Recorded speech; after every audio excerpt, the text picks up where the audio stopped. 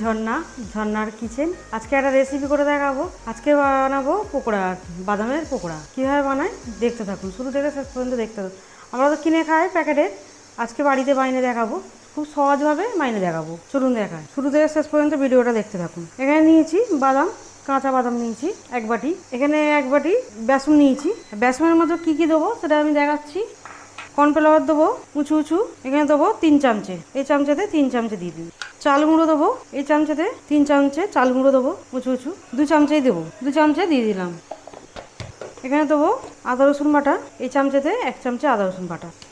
সামান্য দেবো সোডা, সামান্য সোডা। কিছু মশলা দেবো, হলুদ দেবো 1/2 চামচে, কাশ্মীরি লাল লঙ্কা দেবো 1 চামচে, গোলমরিচ দেবো 1/2 চামচে, জিরে দেবো 1/2 চামচে, ধনে দেবো 1/2 চামচে, গরম মশলা দেবো ছোটো চামচে 1/2 চামচে।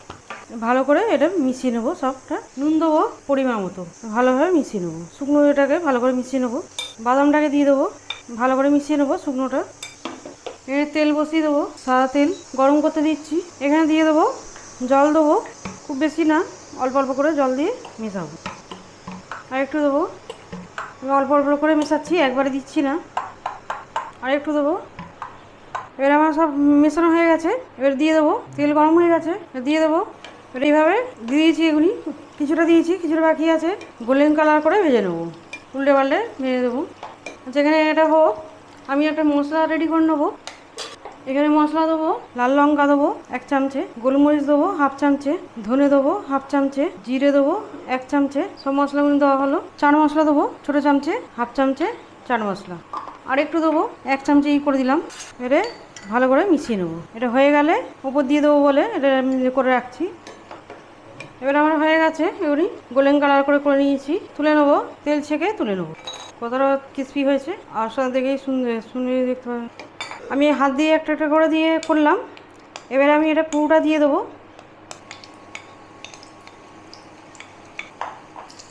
এবারে নেড়ে দেবো, ছেড়ে যাবে ভাজার পরে। একেও আবার গোল্ডেন কালার করে ভেজে নেবো। এবারে তুলে নেবো তেল ছেঁকে। আর এটা চা দিয়ে খেতে খুবই ভালো লাগে, অবশ্যই ট্রাই করবেন। বাচ্চা বড় সবাই মজা করে খাবে, এটা খুব দারুণ খেতে হয়। বন্ধ করে দিলাম।